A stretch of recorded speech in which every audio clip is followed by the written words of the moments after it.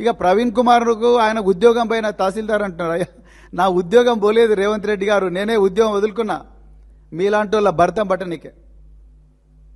ప్రజాక్షేత్రంలోకి వచ్చింది మీరు చేస్తున్న దుర్మార్గాలు, మీరు ప్రజల పట్ల వ్యవహరిస్తున్న తీరు, ప్రజల మీద చేస్తున్న అన్ని దౌర్జన్యాలు, ప్రజలకు చేస్తున్న అన్యాయం, మహిళలు మైనర్ బాలికలతో సహా ఇలాంటి వాళ్ళను మీ నుండి రక్షించనికే ఇవాళ మళ్ళీ మేము పోలీసు అవతారం ఎత్తాల్సిన పరిస్థితి వచ్చింది. లేకపోతే రిటైర్ అయిన తర్వాత ఎవరు కూడా మళ్ళీ పోలీసు ఉద్యోగం జోలికి పోవాలని అనుకోరు రేవంత్ రెడ్డి గారు. మీరు మళ్ళీ అదే మాట అంటారు. ఆయన మళ్ళీ ఇన్వెస్టిగేషన్ చేయాలని చూస్తున్నాడు. నేను ఇన్వెస్టిగేషన్ చేయాలని నేను ఎప్పుడు అనుకోలేదు. కానీ మీరు ఇన్వెస్టిగేషన్ చేయనందువల్లనే, మీరు ప్రజలకు న్యాయం చేయకపోవడం వల్లనే, మీరు హోంమంత్రిగా ఉండి పోలీస్ స్టేషన్కి వచ్చిన మైనర్ బాలికలు వాళ్ళ తల్లిదండ్రులకు మీరు న్యాయం చేయలేకపోవడం వల్లనే ఈరోజు మేము ప్రజల తరపున మళ్ళొకసారి పోలీసులకు వాళ్ళ బాధ్యత గుర్తు చేసే పని మాత్రమే చేస్తున్నాం.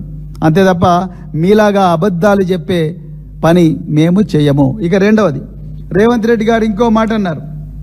అప్పా జంక్షన్లో నాగబంది అన్నారు. మరి నాగబంది అంటే నాగబంది బందోబస్తు స్కీమ్ ప్రజల ముందర పెట్టు కదా, సెటిలైట్ ఇమేజ్లు పెట్టు. మరి ఎన్ని రోజులు నాగబంది చేసిండ్రు మీరు?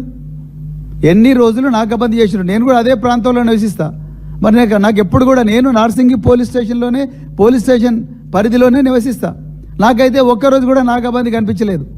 మరి 16వ తారీఖు నాడు సాయంత్రం మాత్రం మీకు నాగబంది చేసే పరిస్థితి వచ్చింది. మరి బండి భగీరథ్ వచ్చి డైరెక్ట్ మీ వలలోనే పడిపోయాడు. మళ్ళీ పూలు పెడుతున్నారు మీరు తెలంగాణ ప్రజల చెవులలో. ఇక మూడవది, మీరు బాధితురాలి పేరు బయట పెట్టింది బీఆర్ఎస్ పార్టీ వాళ్ళే అంటున్నారు. ఇంతకన్నా ఘోరమైన నీచమైన అబద్ధం ఇంకోటి ఉండదు రేవంత్ రెడ్డి గారు. మీరు ముఖ్యమంత్రి హోదాలో ఉండి ఆ విధంగా మాట్లాడుతున్నారంటే ఇక మీ వ్యక్తిత్వం ఏందో మీరే పరీక్షించుకోండి. ఎవరండి బయటపెట్టింది బాధితురాలి పేరు? ఎవరు బయటపెట్టిండ్రు? బీజేపీ వాళ్ళు బయటపెట్టిండ్రు. అసలు బాధితురాలు పేరు ఏంటి అనేది ఎవరు బయటికి తీసుకొచ్చిండ్రు?